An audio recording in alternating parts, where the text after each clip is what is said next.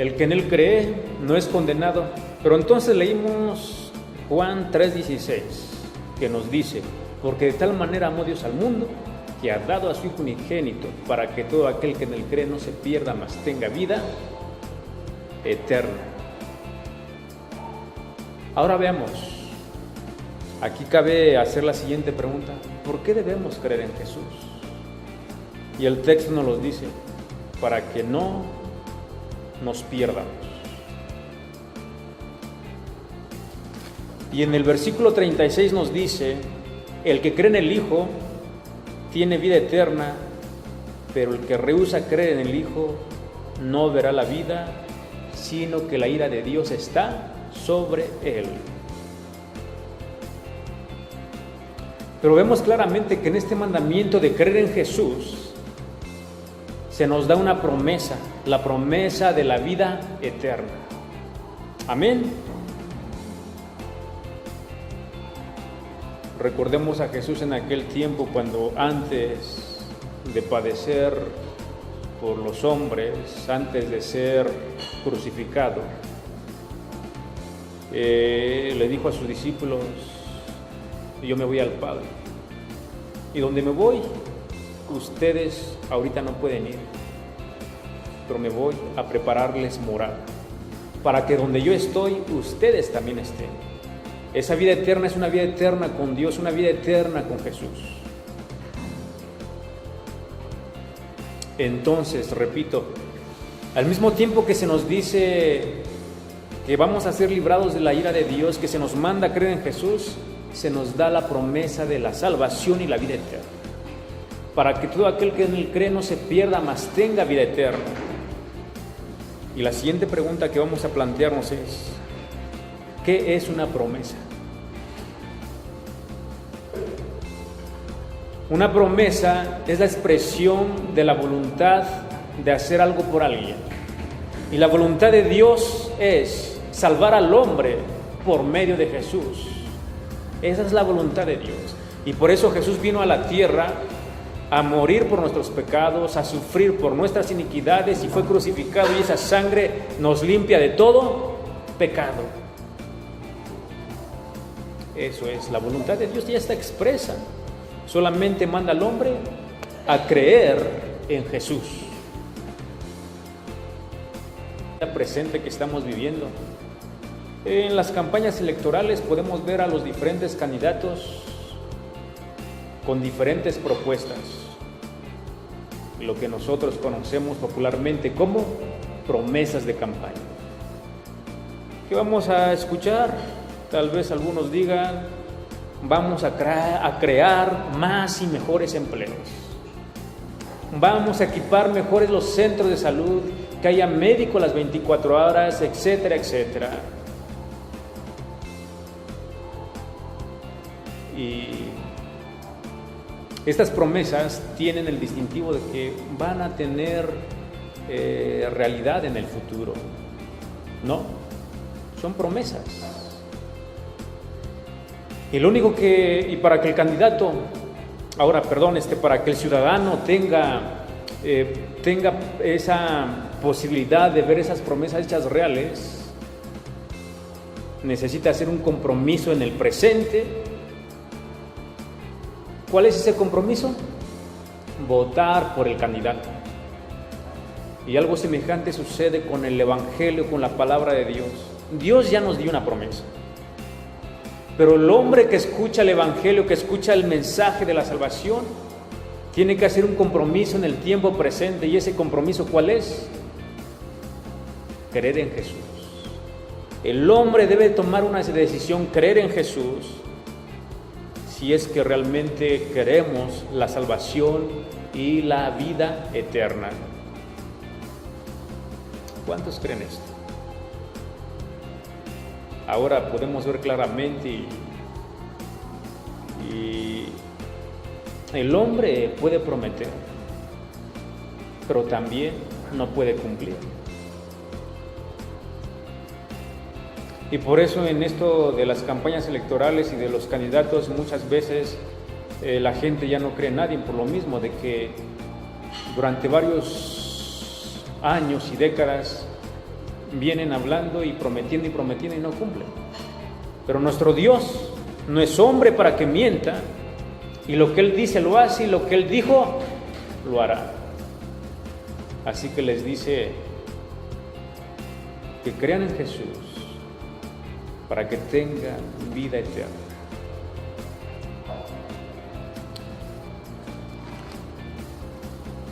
Entonces leíamos allí que nos dice en el verso 18, el que cree en Él no es condenado. Entonces vemos claramente que para poder recibir la promesa de Dios, para poder gozar de la vida eterna, es necesario creer ¿en quién? En Jesús. Y he estado meditando acerca de esto de creer en Jesús. Y por ahí he descubierto, Dios me ha permitido dejar ver, que creer es más que creer, o por decirlo de otra manera, la fe en Jesús es más que el simple acto de creer. En la epístola de Santiago, Santiago nos dice que los demonios también creen y tiemblan, que los demonios viven en tinieblas. Entonces, creer en Jesús implica tener una relación personal con Jesús. Y si yo estoy teniendo una relación personal con Jesús, entonces esto quiere decir que llego a los pies de Jesús, que me estoy comunicando con Él en oración, que le cuento mis emociones, mis sentimientos, mis anhelos, todo lo que pienso y lo que siento y lo que quiero alcanzar, lo que quiero lograr. Entonces la fe en Jesús implica una relación personal y nadie lo hace por mí. De lo contrario, ya no es una relación personal. Si hay alguna persona que dice, creo en Jesús, pero no tiene una relación personal, esa persona se está engañando a sí misma. Y nuestro texto es bien claro, el que cree en Él no es condenado. Entonces, como cristianos, nos damos cuenta que el creer en Jesús implica una relación personal. Amén.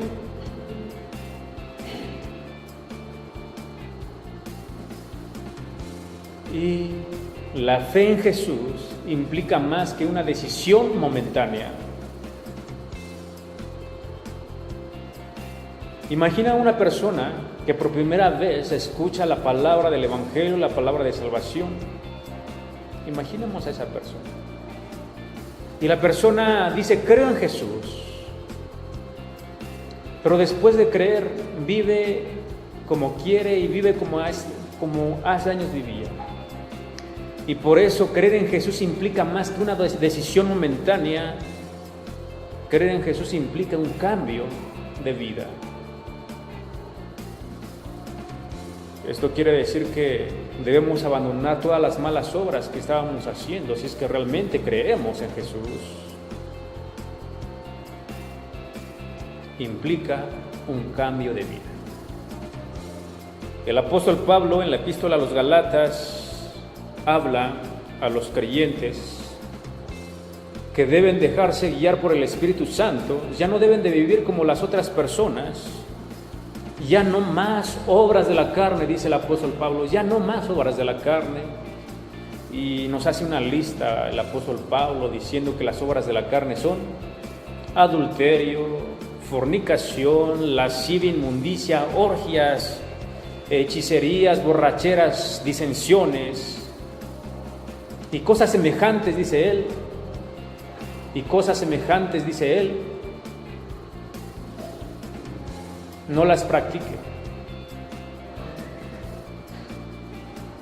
Amén. Entonces estamos viendo que el creer en Jesús implica un cambio de vida, abandonar todas las malas obras que estábamos cometiendo. Y cuando vamos entendiendo esto, pues nos vamos dando cuenta que eso, la fe en Jesús, es sumamente importante.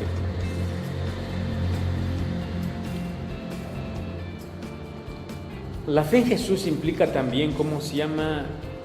El aceptar, en creer que Jesús es el único y perfecto sacrificio ofrecido delante de Dios y que ya no existe ningún sacrificio que nos pueda acercar a Dios. Eso también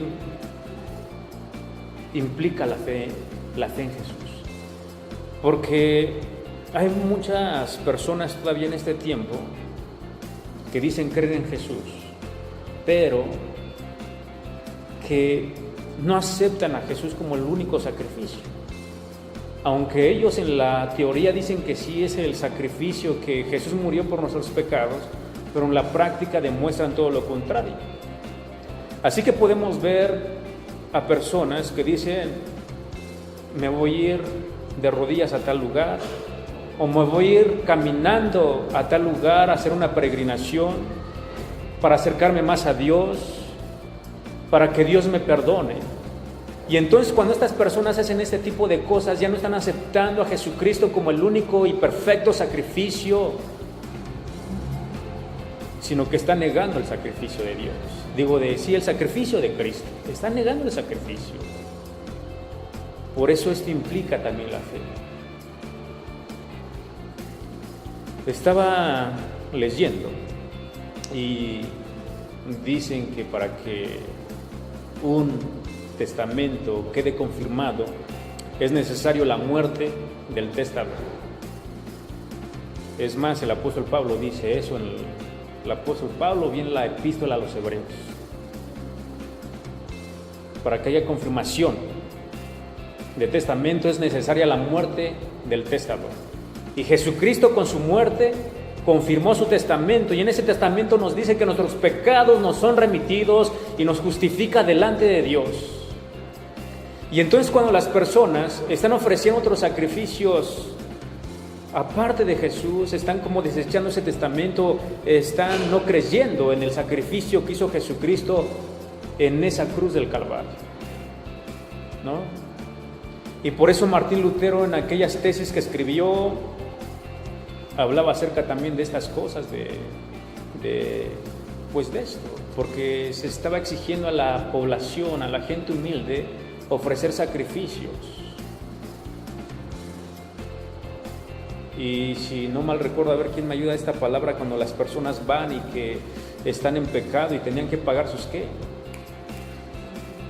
Tenían que pagar sus indulgencias para que fueran perdonados por Dios. Pero entonces, por eso Martín Lutero escribió eso, para que la gente no fuese más engañada y que solamente el sacrificio de Jesús es suficiente para acercarnos a Dios. O sea, no hay sacrificio alguno que nos pueda acercar más a Dios que Jesucristo, el Cordero sin pecado, sin mancha, el Cordero que fue sacrificado a Dios. Ya no hay más sacrificio. O otra cosa que, estando...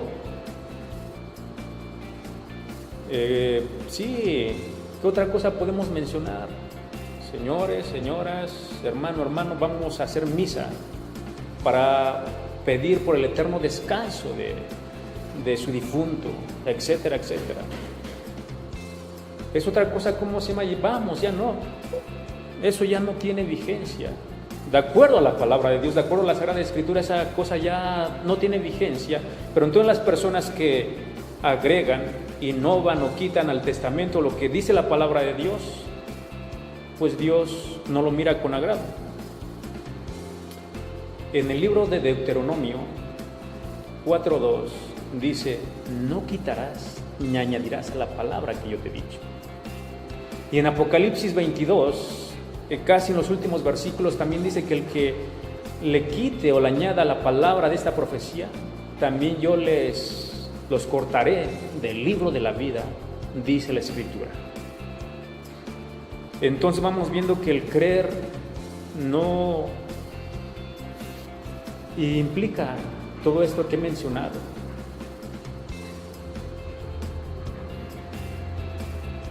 Pero también creer en Jesús implica permanecer en su palabra, permanecer en Él. alguna persona pudiese decir, bueno, pues ya creí por algún tiempo en Jesús, me he congregado, he escuchado la doctrina, ahora voy a dejar de creer. No, o sea, la palabra de Dios es bien clara. Creer en Jesús implica permanecer en Él y permanecer en su enseñanza, permanecer en su doctrina. Amén. Creer en Jesús implica aceptar que Jesús es el camino, la verdad y la vida. Porque como hemos escuchado también, muchos han dicho que todos los caminos llevan a Dios. Pero la Sagrada Escritura nos dice claramente que el único camino que nos lleva a Dios es Jesús. Es Jesús. Nadie viene al Padre sino por mí, dice Jesús. Entonces creer en Jesús implica eso también. Creer en Jesús implica también aceptar que Jesús es 100% Dios y 100% humano. Porque hay personas, y esto ya desde los tiempos de los apóstoles, habían dicho que Jesús no había venido, ¿cómo se llama? Que no había encarnado, que eso no era verdad, que incluso, ¿cómo se llama? Tantas herejías que ya en aquellos tiempos existían. Pero la palabra es bien clara, y por eso el apóstol Juan, en el evangelio que él escribió, dice: en el principio era el verbo, y el verbo era Dios, y el verbo era con Dios, y ese verbo se hizo carne y habitó entre nosotros. Eso también, la fe en Jesús implica creer que Él es al mismo tiempo hombre y al mismo tiempo humano. En estos tiempos, ¿dónde está el cuerpo de Cristo? No está en la tumba. El cuerpo de Cristo está en el cielo. Está vivo Cristo. El cuerpo de Cristo físicamente está en el cielo, de acuerdo a las Escrituras. Amén.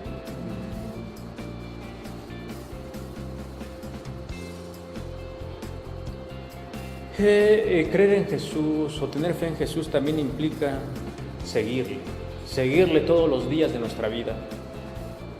Es cierto que podemos atravesar por aflicción, hambre, espada, aflicciones, persecución. Recordemos al apóstol Pedro y al apóstol Juan cuando estaban en el comienzo de ese ministerio, allí en los primeros capítulos del libro de los Hechos. Se nos narra que Pedro y Juan estaban predicando a Cristo Jesús. Y entonces los principales sacerdotes, los líderes religiosos, comenzaron a tener envidia por eso y comenzaron a perseguirlos de tal manera que los arrestan. Pero muchas personas habían creído en el evangelio de estos apóstoles, en lo que ellos habían dicho, y sucede que al otro día, cuando van a sacarlos de la cárcel, estas personas, estos líderes religiosos, les dicen: a ver, Pedro, a ver, Juan, queremos pedirles que dejen de hablar el nombre de Cristo, que dejen de predicar el nombre de Cristo. Y les amenazaron. Mas estos apóstoles les dijeron: juzguen entre Dios, juzguen delante de Dios si es mejor obedecer a Dios antes que a los hombres. Y ese es el punto. Creer en Jesús también implica seguirle todos los días de nuestra vida, y no por las aflicciones que podamos pasar o estemos pasando hayamos atravesado, decir: híjole, el camino cristiano, seguir a Jesús es difícil, y mejor para que mis amigos no me dejen de hablar, para que estas personas no me digan cosas, para que no me calumnien, mejor voy a ser como ellos y voy a apartarme de Cristo. No, seguir a Jesús, tener fe en Jesús implica seguirle todos los días de nuestra vida, estemos en tribulación o no, es seguirle todos los días de nuestra vida. Y ese es el punto. Y he estado meditando en esto porque escuchar el mensaje de la salvación, pues sí es sencillo, creer en Jesús. Pero parece que en los últimos tiempos Dios nos permite ver que mucha gente confúndese creer. Confúndese creer, y para resumirlo, como ya he dicho primeramente, creer en Jesús implica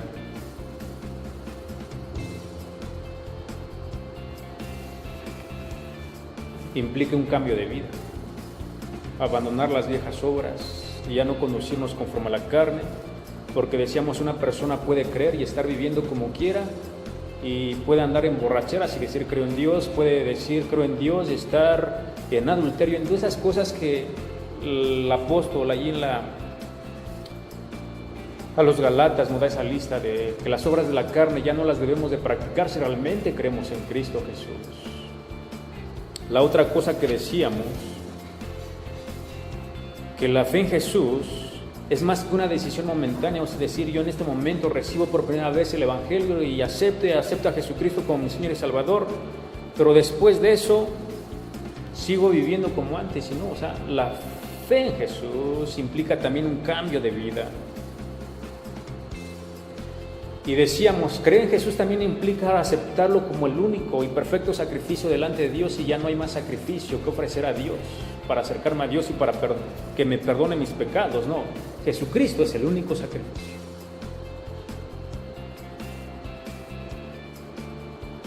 Ahora podemos,